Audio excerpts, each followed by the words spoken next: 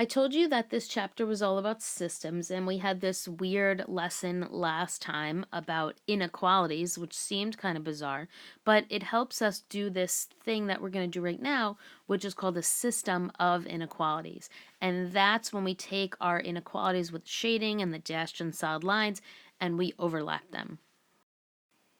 So what we have in this lesson is a system of inequalities, which is a set of two or more, because you can have three or four or whatever, inequalities in the same variable, so like x and y. So here's a system of inequalities. Kind of look a solution to a system of inequalities in two variables is an ordered pair,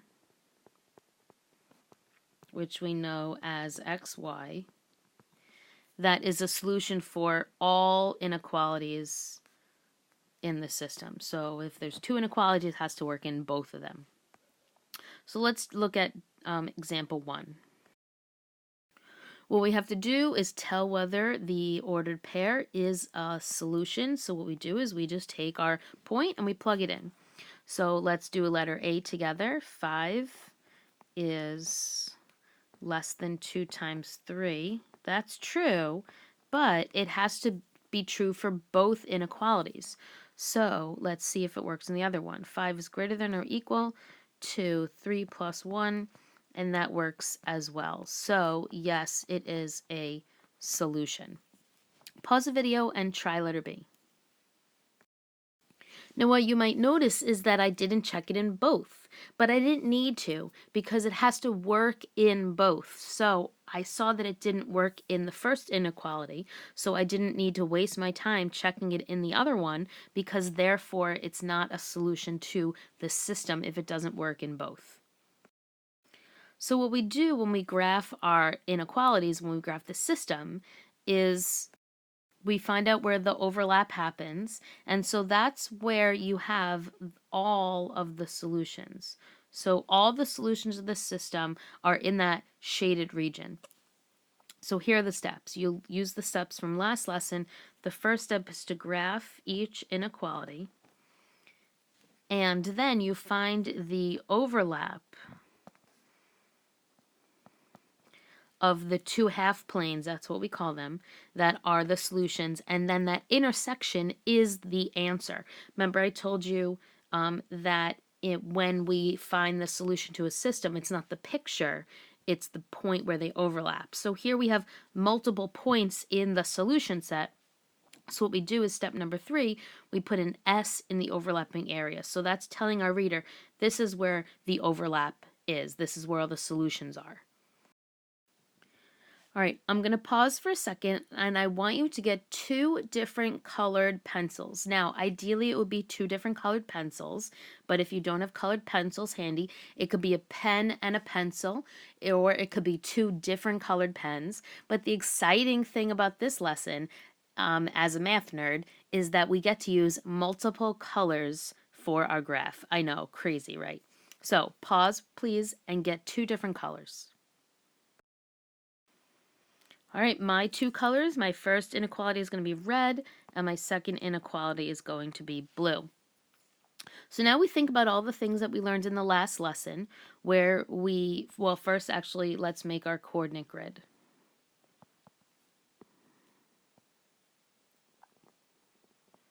Okay, now we think about the things from the last lesson about whether it's supposed to be solid or dashed, and whether it's, above or below. All of those things from the last lesson. So we look at the inequality and we see that it says y is less than or equal to 3. So we're going to graph the line y is equal to 3, remembering that it's allowed to be solid because it's allowed to be equal. So I'm going to draw a solid line going through y is equal to 3. And then you'll get more experience as you do more practice, but the points where y is less than 3 are going to be underneath this line. Go all the way to the bottom of the grid. Y is less than 3 is underneath. All right, now we change colors and we do y is greater than x plus 2. So we graph the line y is equal to x plus 2, but just remember that it has to be dashed. or broken, however you want to call it, a broken line, a dotted line, whatever. So we're going to just graph the line regular x plus 2, so that goes through 2 and has a slope of 1. But when I connect it, I'm going to make it dashed. And you can use the test point if you want, but as you get more experienced, you'll recognize that greater than greater than x plus 2 is going to be above it. So I'm going to color above the line right here. Now you can clearly see where the intersection point is. So I'm going to put a nice big S in that intersection spot because that's where all the points are that are solutions to my inequality. All right, let's scroll down and look at another one. In this example, the first thing that we have to do is get the y by itself. So pause, please, and get it in y equals mx plus b form, slope-intercept form. All right, if your inequalities are different, please fix them. Let's make our grid. And I've already identified my two colors. So I'm going to graph the line y is equal to negative 2x minus 1. So that's down 2, right 1, or up 2, left 1. But when I connect it, it's dashed. And it's less than. You can use a test point if you want, but I'm already going to recognize that less than means it's underneath the line, so that's over here. Now I change colors, and I'm going to graph y is equal to negative 2x plus 3. And now I go down 2, right 1, and when I connect it, it has to be dashed. And greater than negative 2x plus 3 is all the points that are above the line. So if the place that you put the big S is where the shading overlaps, there's no overlapping, which is why, spoiler, this actually had no solution. So the answer is no solution because there's no overlapping. Now, just because they're parallel doesn't mean that there's no solution, because the shadings could have overlapped if the symbols were different. But what makes it have no solution is that the shadings don't overlap.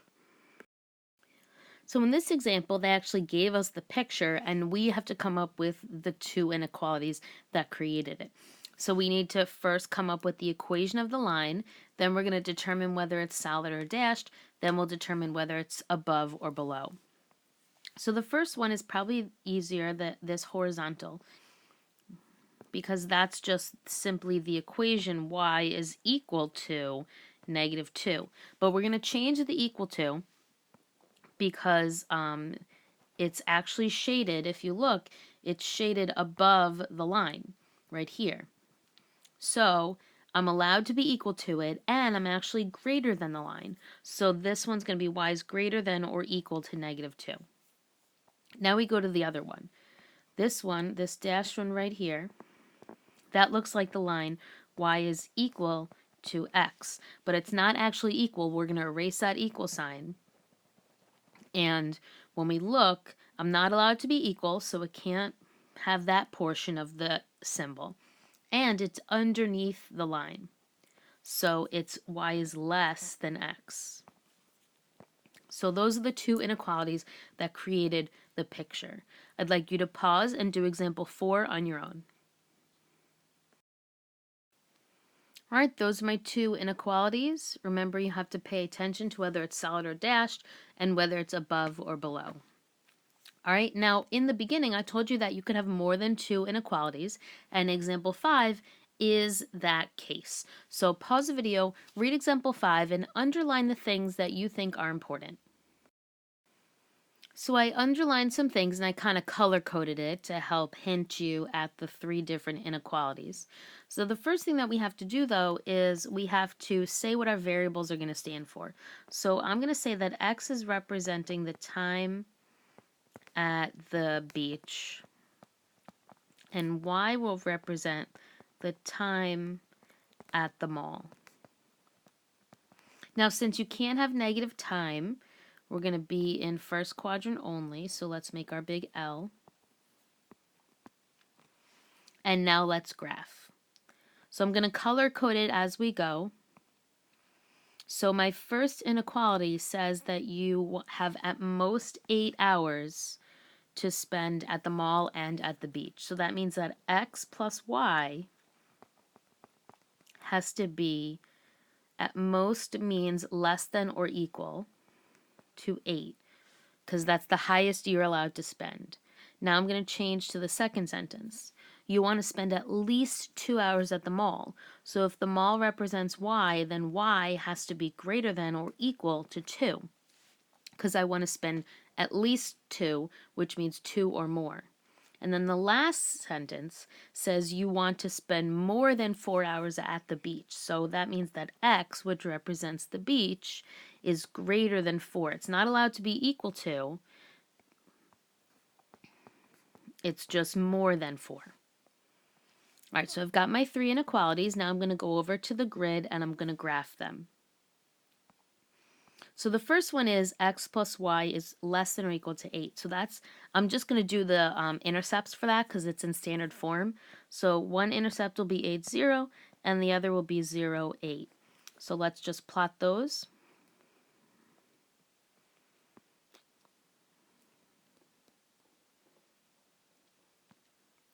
And I'm allowed to be equal, so it's going to be solid.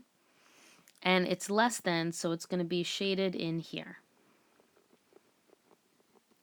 All right, now we go to the other one. Y is greater than 2. So I'm going to graph the line, greater than or equal. So I'm going to graph the line, y is greater than or equal to 2. I'm allowed to be solid. And it's above the line, so I'm going to color up here. So it's kind of a little cluttered, but you know, whatever, get over it. And now I'm going to graph x is greater than 4. So that's a vertical line. And it's going to be dashed. So make sure you make it dashed.